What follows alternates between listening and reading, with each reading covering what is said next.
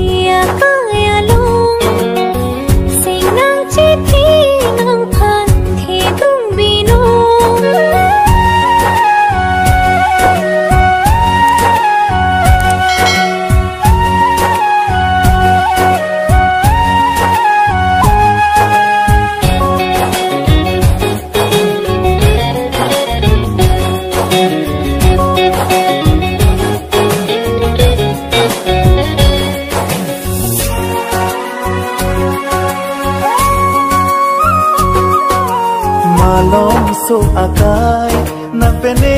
ka cheton sing ching bar nang ji la sinang me kang hon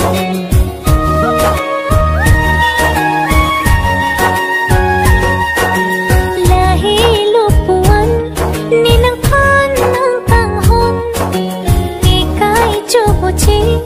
ring be ji li pu ko son sing me chi bar pen si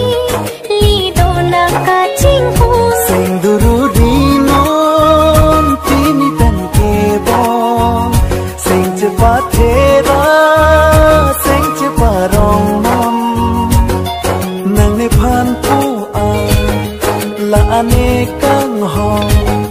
la le ne ko son sing chi ri ri bom te ko son li cho go chi te kayar jon reng dok reng ni pen le bo chi nang bong nang pen ni a li ka ching hon reng de la kai le li pe man nang bong lo ple nga son le li do ver nang bong